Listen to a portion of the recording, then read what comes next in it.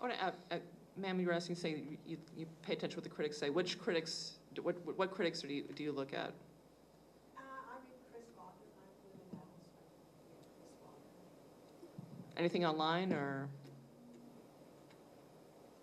Sometimes, but not on a regular basis. And so you don't pay attention to Rotten Tomatoes or any of those No, sites? but I mean, I don't know what's the issues. I guess the year before, like I saw Thirst and Mother, the Korean ones, because I read reviews in the paper. So you will pick up the morning news, and if Chris likes, whatever, Thirst, you'll be like, oh, I'll give that a chance. And and those actually may have been non-local critics. I mean, I don't even. Yeah. I don't like the New Yorkers. The New Yorker reviews? Yes. Too tedious. They're long. There's some very long reviews. Well, you have to read forever to figure out if they like it. And they won't No tell you comment. at the very end. Well, that actually goes back to that's one of the things that in terms of democratization of reviews is that as we were talking before, that critics who are writing to impress themselves or to impress themselves with the art of criticism, I guess it's like, I mean, to you, it's like, do you feel like your job as a critic is do you feel like do you feel like it's service journalism?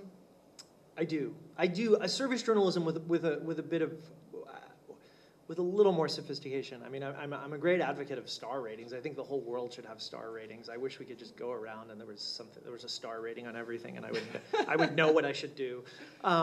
So this is at the newspaper. I've advocated putting stars in every single section. No one listens to me.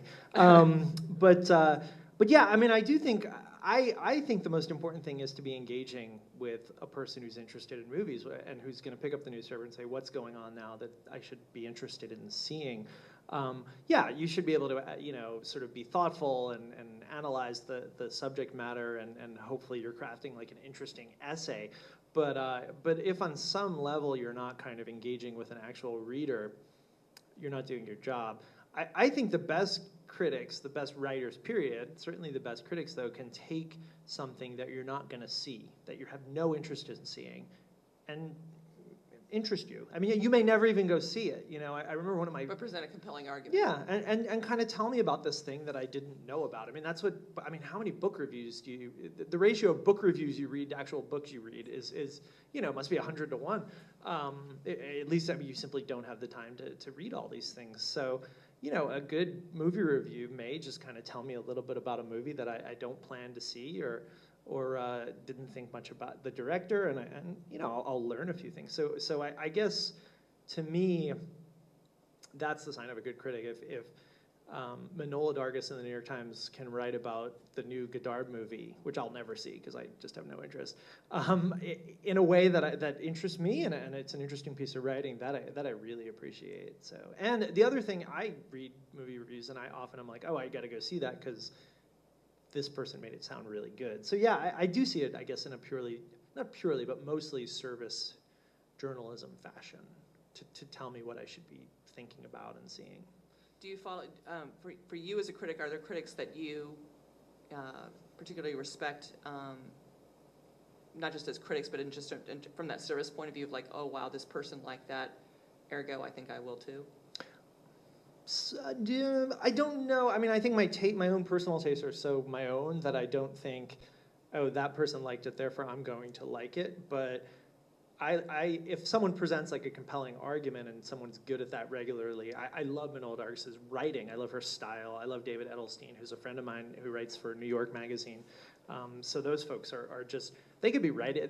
The thing is, they could be writing about boots. They could be writing about wallpaper. They'd probably find a way to make it compelling. So, I mean, that's just about good writing. So, but I think a lot of, I think a lot of, if I saw the phrase Substernbergian in a review, I'd be turning that page, and I'd be avoiding the movie, no doubt. But, damn, had I read that, I would have skipped Melancholia, which, And I could have saved myself a few hours. And you but didn't like, and so you didn't like Melancholia? Not a fan of Melancholia. Melancholia is an interesting movie because I feel like that's like the Lars von Trier movie for people who don't really like Lars von Trier. Which would explain why I liked it. Yeah. Well, no, it's a movie about the end of the world, literally the end of the world, and it takes place over the course of a week at this beautiful chalet in somewhere in Europe. And Kirsten Dunst is getting married, and the wedding in the first half of the film goes horribly, horribly awry. And then in the second half of the film, you realize the apocalypse is coming. There's some sort of The planet Melancholia. This sort of imaginary planet is about to implode into the Earth, and I just found it so somber and so heavy. Whereas most of Lars von Trier's films are just kind of crazy and just over the top, and this one I thought was just so heavy. Heavy is the only word I can think. But I'm curious. People seem to find it very moving and very. I did. And I saw this at the New York Film Festival at Alice Tully Hall, which is an amazing. It's not even really a theater. I mean, the screen's enormous. Yeah, the screen is absolutely enormous. The sound is unbelievable, and it's the opening sequence of it is this series of shots that are just beautiful. The colors, the composition, the music. It's really something. It's an overture. It's like a 6-minute overture. Yeah, it's like an overture. And I did find the film very moving because I thought it was a really accurate, in a strange way. It's like a portrait of depression, not because the character, Kirsten Dunst's character, is depressed, but I mean beyond that, it's just like this is the kind of worldview that people get sucked into when this and the fact is that because one of the things that happens in the film is basically as the planet gets closer, as doom comes closer, she starts to feel better because it's like suddenly the world makes sense to her. Yeah. It's the end of the world, and I feel fine. Exactly. Kind of thing. Yeah. Exactly. And I don't know. I got all that intellectually. I just found it so sort of heavy and slow. And that's interesting. There are a lot of movies, and I'm sure you guys feel this way, just where everyone says they're so good, and then you watch them, and you're like, And Melancholia, a lot of people whom I respect and like told me they loved it, and I just kind of. I don't know. Then I think there's something wrong with me. But my heart is small or something. But I think also too, that's like there's no way for. I mean, there's so few films that are going to be. You have the crowd pleaser movies. You have like the Toy Story 3s, which I mean, the Toy Story 3 that succeeds, I think, even on a higher level in terms of like it's just a really great film. It's also very heartwarming. It's fun and all that. Don't try this at home, folks. That's a really hard thing to pull off.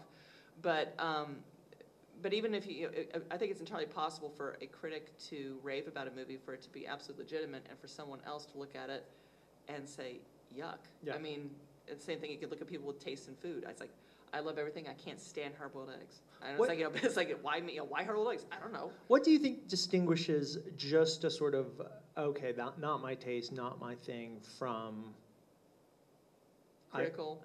I call bullshit on all these critics for liking Drive.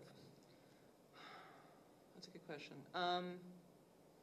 I think one of the differences in terms of taste versus, I guess it's really depends on your perspective. I mean, it's like in terms of Drive, I can see I liked it. I didn't loathe it. I liked it. But at the same time, when I was watching it, I was just thinking, oh my God, this is going to cause a riot, and not in a good way, Right. because this is being sold as one thing, and for a movie called Drive, there's very little driving, there's very little action, and there's a lot of stylistic choices that are sort of interesting but don't necessarily serve the film, and so I guess it depends. It's like if those stylistic choices are your thing, then great. But at the same time, you have to wonder, it's like, okay, do all these critics really dig that, or are they digging it to be contrary?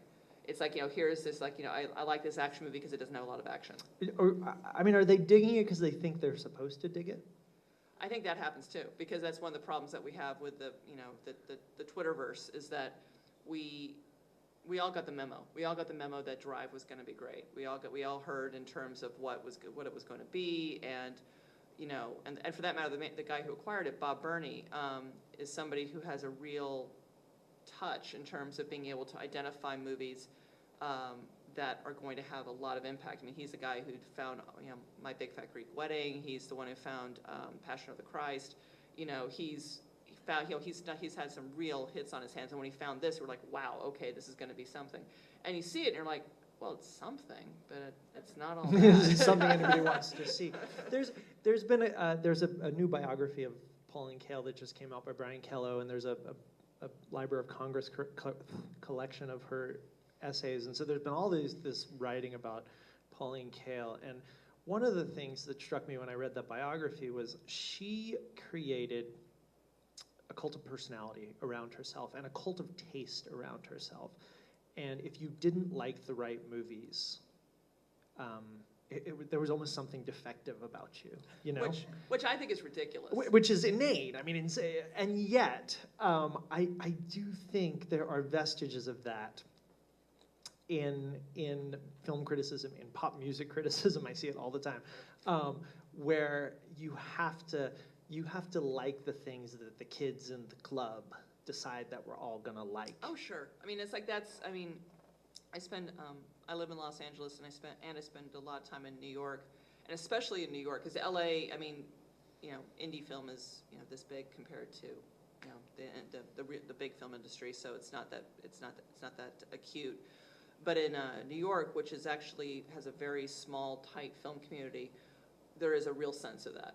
There's a real sense of that kind of, where do you fall, and the kind of that sort of academic perspective, and to me it's ridiculous. I just don't, I just don't buy it. I don't feel it. I mean, I suppose it's good if you're on the receiving end. Like if you're the director of I don't know, Martha, Marcy, Marlene, Yeah. Mary, Yeah. Whatever the Martha, title. Marcy, May, Marlene. Yeah. And the team kind of decides the club says you're the guy we're gonna anoint. Good for him. That's awesome. That movie's gonna get a lot of attention, and it deserves some attention. But I do then wonder, and I think the Drive comparison is similar, if that's when people go see these movies and think there's this discount. I don't know what these critics are talking about, And I think that's inevitable. I think one of the things though that's where I think critics, in terms of having that kind of voice on high perspective, can really be valuable is when they call bullshit on people and film, and they have enough, and that they've seen enough, they've watched enough, they've weighed in enough that you listen. I mean, something that Kevin Smith went on the warpath about this, but Amy Taubin basically took him to task for Red State and saying, what are you doing? This is crap. You can do better. And which is something that a lot of people have said to Kevin Smith for a long time. But at the same time, Kevin Smith has created his own cult of personality. And he doesn't need to listen to anybody. Mm-hmm. He literally does not need to listen to anybody. In fact, he's gone on kind of a scorched earth policy with his old, backers. We know I think John Sloss is no longer with him. That's the guy who sold his films for years and was one of his producers. John Pearson, who also sold his films. Amy Taubin was one of his earliest supporters. She was the one who really brought Clerks to the attention of the world. And he was livid. He was not having it. But at the same time, I was listening and going, actually, she's kind of right. Yeah. I mean, I think critically she's right. At the same time, from his perspective, as a filmmaker who can choose to listen to a critic or not, he doesn't have to listen to her. Because again, also this is the kind of the flip side of it, is that filmmakers can kind of go beyond the critics. Mm-hmm. Filmmakers used to have to communicate only through critics in a way, because it's like once their film was out, it's going to be digested through the critics, and the critics are going to tell the masses, okay, this is what the movie's about. And now, as I was talking on this panel yesterday, filmmakers not only they are obliged to have some kind of communication with their audience before the film Sure. is made, especially if you're an independent filmmaker. If you're a studio filmmaker, okay, Adam Sandler is not obliged to have a Twitter following, I guess. But if you're an independent filmmaker, you have to. Because it's like, no one's going to see, if you don't do that, it's at your own peril, because everybody else is in that world. You need to have a voice in it. But that also gives you a strength that you didn't have before.